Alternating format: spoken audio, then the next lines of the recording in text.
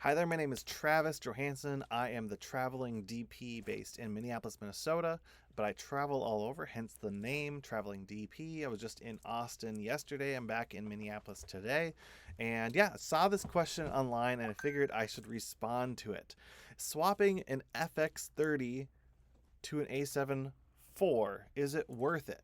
Now I'm going to read the question, so I'm not going to be looking at you, but it says, I recently bought the FX30 for some interviews and trade shows, but I've been getting feedback from other professionals that I'm going to need a full frame camera if I want to start doing wedding shoots and social media posts.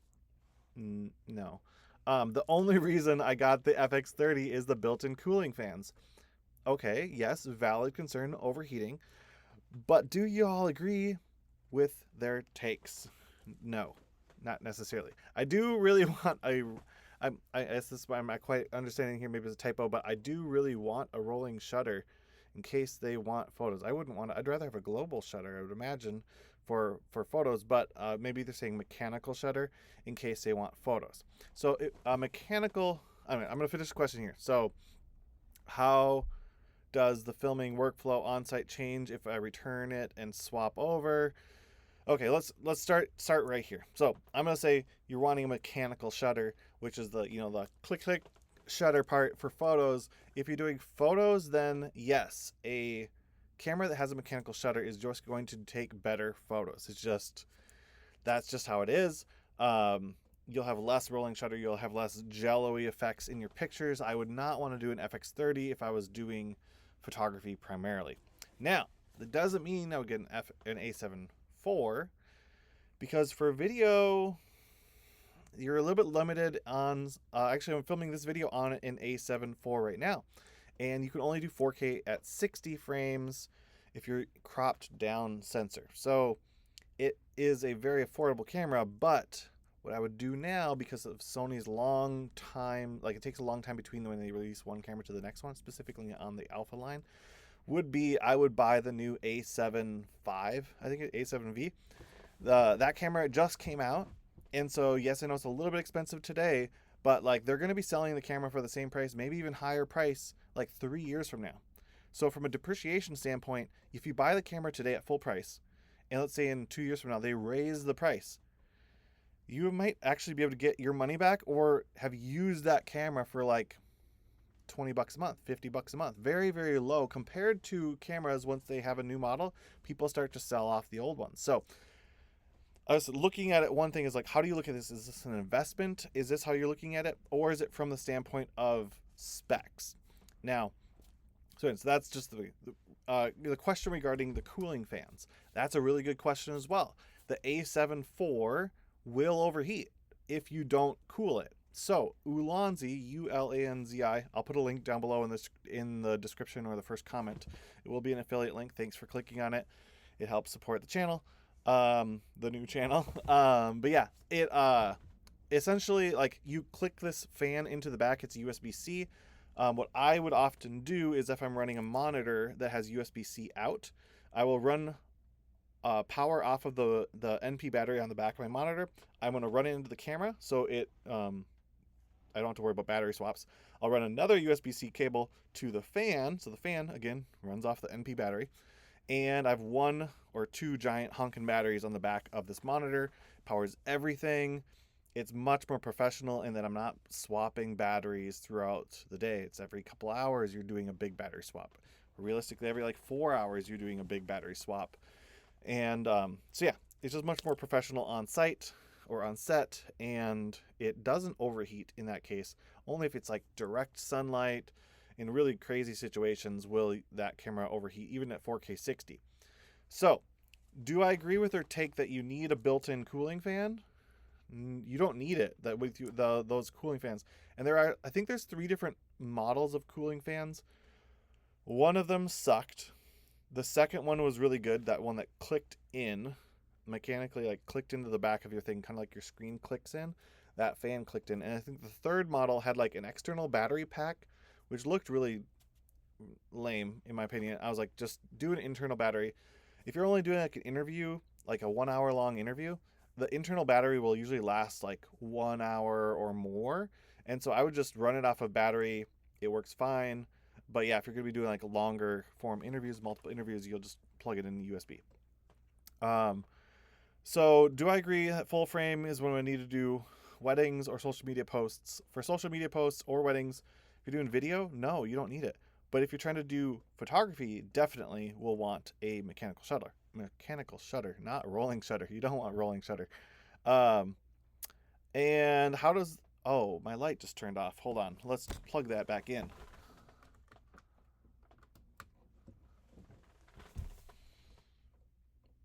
So in a future video, I'm gonna share with you how I got the light to look like this.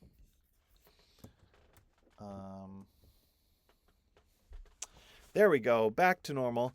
Do I agree with the take? So yeah, there's so much nuance in this. How does filming workflow? The workflow shouldn't really change from a video standpoint. If you're shooting in S-Log3, both cameras can do S-Log3. The A7 IV, FX30, both can do similar color sciences, 10-bit color. I'd imagine you're shooting everything in S-Log3 or S-Cinetone, one of those. You can have the same settings on each. They cut very well. Question on should I rent an FX3 every time I do a shoot like that? I mean, either of those cameras can do the shoots, assuming you're doing the cooling fan. There's really no reason why the A7 IV can't do higher end stuff. There's some cool stuff that the A7 IV can do for video, like the crop in, the image stabilization. The FX3 can't do that. If you're looking for a hybrid camera, check out the FX2. You can find them used. I picked up mine new through B&H. I used the Paybu card to save about 10% in sales tax, approximately, and so it's very helpful there. But I have seen B&H Photo doing they had some used FX2s for like $2,500. So if you can, consider that. But again, they're gonna be similar, the same file specs as the A7 IV. The image quality is not gonna be better per se, but it'll have the cooling fan. So I guess it just depends on if you can afford it. Yeah, and then also you'll be back into the FX series model. So all of your the multicam on the iPad will work for monitoring. The cooling fan, it doesn't make a measurable difference if you're using the fan. It just makes a measurable difference in that like clients can say, hey, we get it. You're shooting with this camera, which again, that goes down to use case, which at the end of the day, I say use case matters so much when it comes to video production, because honestly, your phone will make such great videos, but in what use case? For filming a full, like an hour-long thing, not so much. Your phone will overheat, run out of storage. It's just not professional. Doing long lenses, like, not so great. Depends on your use case. But if you're doing social media posts in vertical video, your phone is great for that. So what's the use case? So I love that you said wedding shoots. Well, wedding shoots, if you're doing photography, then definitely go with the A7 mechanical shutter. You would not need to rent an FX3 either way. There are some things that a full frame can give you, like a 20 millimeter shallow depth of field. Being at 20 millimeters is much more difficult on a crop sensor, almost impossible, just more difficult. You can get like an 18 or 16, whatever, 16 1 point maybe, something, I don't know. I don't think you would need to rent an FX3 to do that type of workflow. But yeah, recording uptimes, I guess for weddings, neither of them are going to have issues. But yeah, I would say that the cameras at this level are so good regardless, that you just, as long as you have got that cooling fan, pre having that cooling fan, the A7 IV was not, not reliable because it would just overheat and couldn't really use it. But now that I have that sorted out, now that I power it externally, that helps reduce the heat as well. It works, but I mean, since I do FX30 and FX2 are my primary cameras now, other than I guess this little video type stuff here. But yeah, anyways, hope this video helps you out. If it did, drop a comment, let me know.